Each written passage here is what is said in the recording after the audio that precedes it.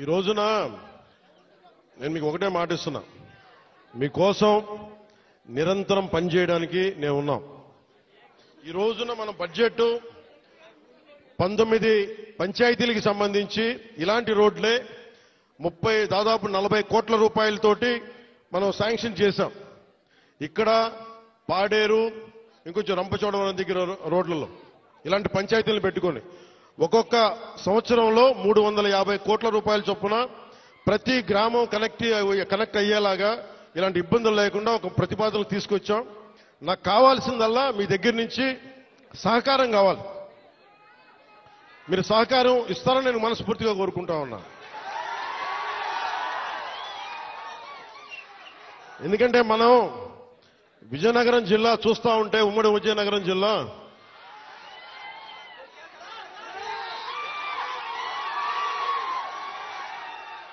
అడవుల్లో కాదు, ఇంత సుందరమైన ప్రాంతంలో పుట్టిన మీరు అదృష్టవంతులే. నేను నిజంగా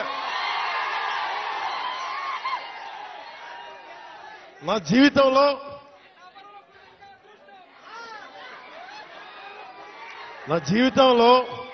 నేను ఎప్పుడు అసూయపడలా. నాకు ఈర్ష్య ఉండదు. ఎవరైనా నాకైనా విజయం సాధించిన ఎత్తుకు ఎక్కి నాకు ఇబ్బంది ఉండదు. మొట్టమొదటిసారి మిమ్మల్ని చూస్తే నాకు అసూయగా ఉంది. ఇంత చక్కటి ప్రకృతి మధ్య మీరు బతుకుతూ నాకు అసూయ కలిగిస్తూ ఉన్నారు. అందుకని మీకు నాకు గుడొద్దు, బడి కావాలి మనందరికీ. ముందు చదువు ఉంటేనే భగవంతుడు గుర్తొస్తాడు, బడి ఉన్న చోట గుడి వస్తుంది. అందుకని నేను మీకు నిరంతరం మీకు అందుబాటులో ఉంటాను. కలెక్టర్ గారికి కూడా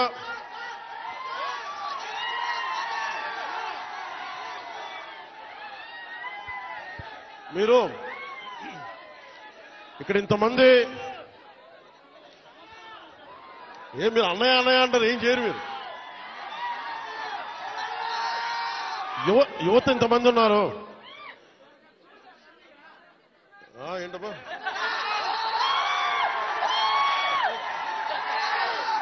యువత ఇంతమంది ఉన్నారు.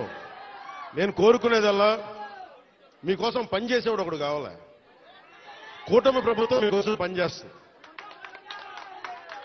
చంద్రబాబు నాయుడు గారికి ఒకటే చెప్పాను, సార్ మనం నిలబడాలి అంటే నేను ఒకటే చెప్పాను.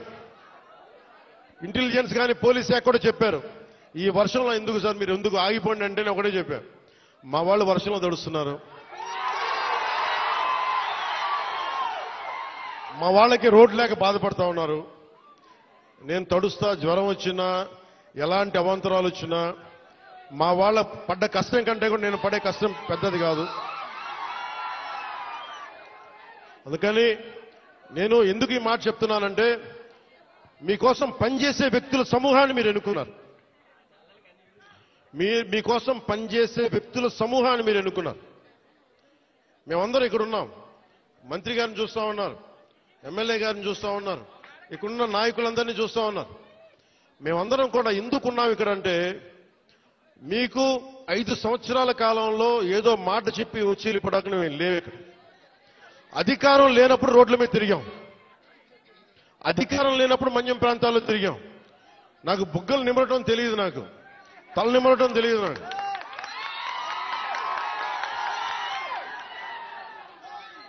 నేను మీ కన్నీళ్లు తుడిచి పారిపోయే వ్యక్తిని కాదు. నేను దూరంగా ఉన్నా, నా రూమ్లో కూర్చొని ఉన్నా, మీకోసం నిరంతరం పరితపించే వ్యక్తిని.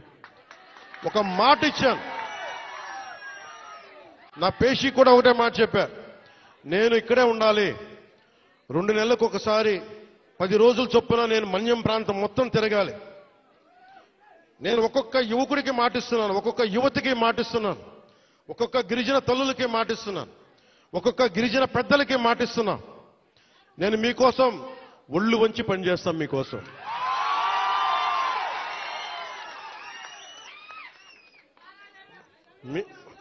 I love you two.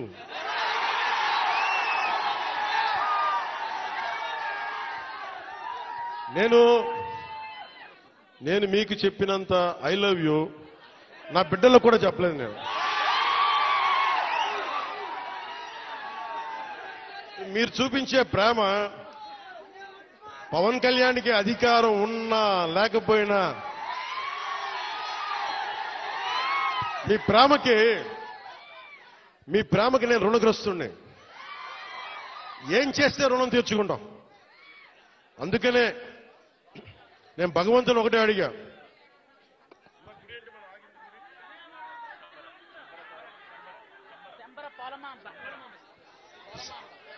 ఇందాక దారిలో వచ్చేటప్పుడు అరవనివ్వండి, మీరేం చేయగలరు, అరవనివ్వండి. మామూలు దారిలో ఇందాక వస్తున్నప్పుడు కొంచెం దండం పెడతా, ఆగండి. శంబర పోలమామ్మగా తల్లిని అడిగా. శంబర పోలమాంబ తల్లిని ఒకటి అడిగా, తల్లి మా అడవి బిడ్డల కష్టాలను తీర్చే నాకు శక్తి నీవు, నాకు మా రాష్ట్రంలో డబ్బులు రావాలి,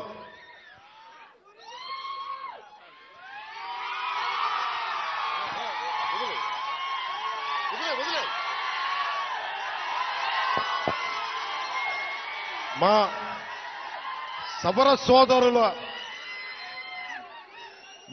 సోదరుల ఇది వాళ్ళ పెయింటింగ్స్ ని కానీ వాళ్ళ చిత్రాలని కానీ నేను అమిత్ షా గారికి ఇచ్చాను.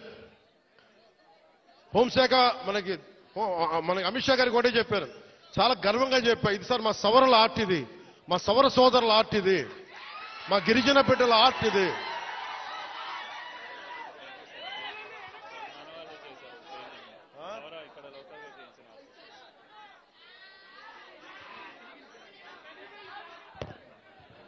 నాకు దీంట్లో ఎంత అందంగా అనిపిస్తుంటే, చాలా మంది విదేశీయులు మీరు నాకు సరిగ్గా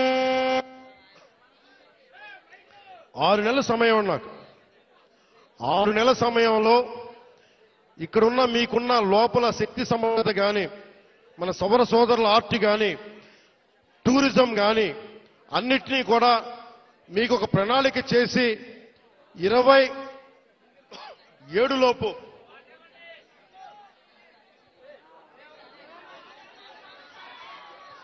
రెండున్నర సంవత్సరాల్లో నేను ఇక్కడ అభివృద్ధి చేసి చూపిస్తాం. ఇక్కడ ముఖ్యమంత్రి గారి ఆధ్వర్యంలో, ప్రధానమంత్రి గారి నిర్దేశకత్వంలో నేను కానీ మా మంత్రివర్గ సహచరులు కానీ మీకోసం ఒక కూలీలా పనిచేస్తాం, మీకోసం తిరుగుతాం. చాలా మంది చేయడానికి సంసిద్ధంగా ఉన్నారు, మీకోసం పనిచేస్తాం. ఇంకొకసారి మాటిస్తూ మీకు 2 నెలలకు ఒకసారి 3 రోజులు మన ప్రాంతాల్లో నేను తిరుగుతా. అన్ని మన్యం ప్రాంతాల్లో 10 నుంచి 12 రోజులు మన గిరిజన ప్రాంతాలన్నీ తిరిగి, ఎక్కడైతే నీళ్లు లేవు, ఎక్కడైతే స్కూల్స్ ఇబ్బందులు ఉన్నాయి, గిరిజన సంక్షేమ హాస్టల్స్ ఎలా ఉన్నాయి, అలాగే మనకి టూరిజం ద్వారా మీకు అభివృద్ధి ఎలా ఉండాలి, ఇవన్నీ ముందుకు తీసుకెళ్తామని తెలియజేసుకుంటూ, అలాగే మీ భూముల్లో పంటలు పండి మీకు ప్రకృతి వ్యవసాయంలో మీరు ఆరితేరేలాగా, దానికి మార్కెట్ వచ్చేలాగా మేమందరం సాయశక్తుల కృషి చేస్తామని తెలియజేసుకుంటూ మీ అందరికీ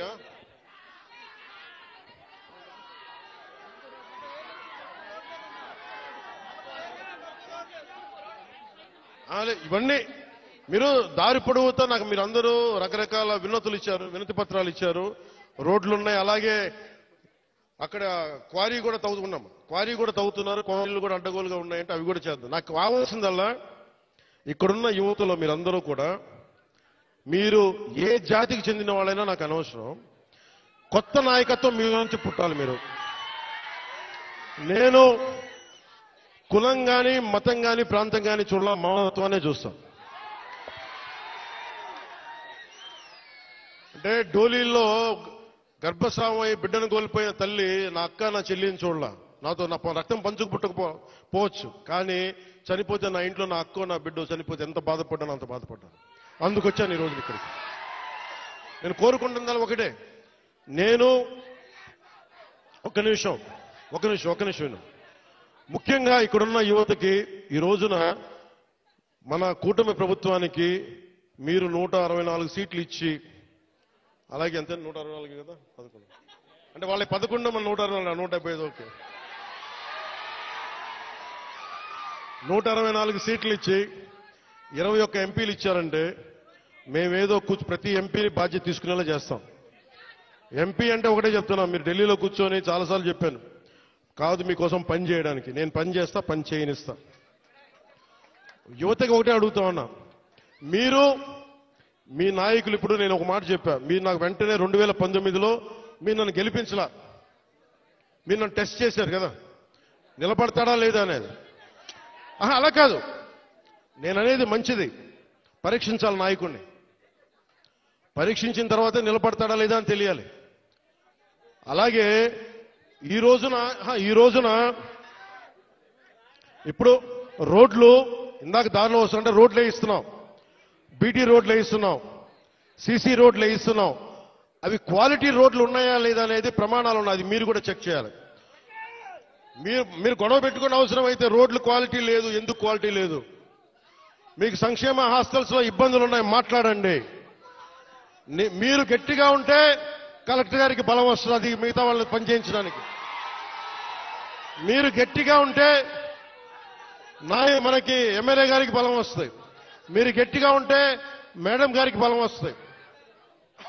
మీరు బలంగా ఉంటే మేము డబ్బులు ఎవరికి చెప్పండి, మనందరం కష్టపడుతున్న డబ్బులు, మనందరి డబ్బులు, ఎవరి దయా దక్షిణ్యాల మీద లేవు డబ్బులు, ఇక్కడ మన కష్టం ఇది.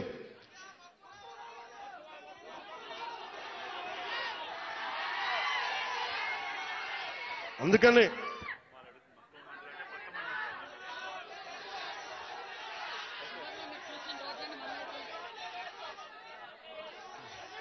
రమ్మంటా ఒకసారి, ఇప్పుడు కాదు, విను, ఒక నిమిషం. నాకు మక్కువ మండలం అంటే చాలా మక్కువ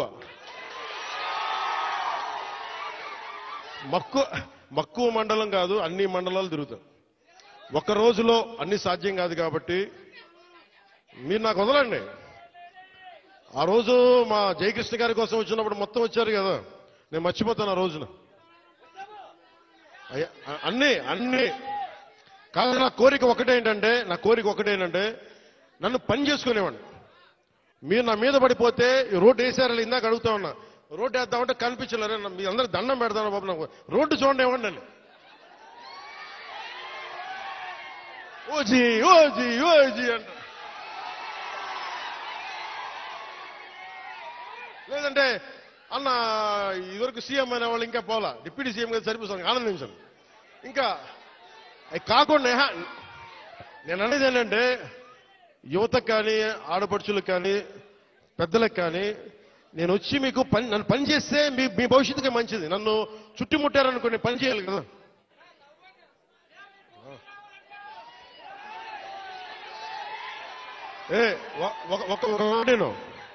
ఒక మాటేనండి, ఉత్తరాంధ్రలో మీరు తెలుగు నేర్పించిన నేల ఇది, వాడుక భాష నేర్పించిన నేల ఇది, తిరుగుబాటు అంటే నేర్పించిన నేల ఇది. అంటే మనల్ని ఎవరన్నా దోపిడీ చేస్తుంటే ఎదురు తిరిగే నేల ఇది. మీరు ఈరోజు ఏమైపోయారంటే, మీరు సినిమాల మోజులో పడిపోయి మీరు పోస్టర్లు పెట్టి ఓజీ లేదంటే మిగతా హీరోలకి జైజీలు కొట్టి ఇవన్నీ కొట్టండి. కానీ మీరు కనుక మీ జీవితంలో బాధ్యత ముందుకెళ్లారు. మీరు మాట్లాడితే అన్నా మీసం తిప్పు అంటాం. నేను మీసం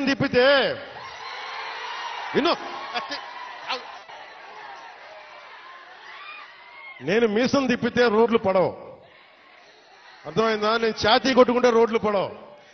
నేను వెళ్ళి ప్రధానమంత్రి గారికి దండం పెట్టి ముఖ్యమంత్రి గారి దృష్టికి ఆ సమస్య తీసుకెళ్తే రోడ్లు పడతాయి.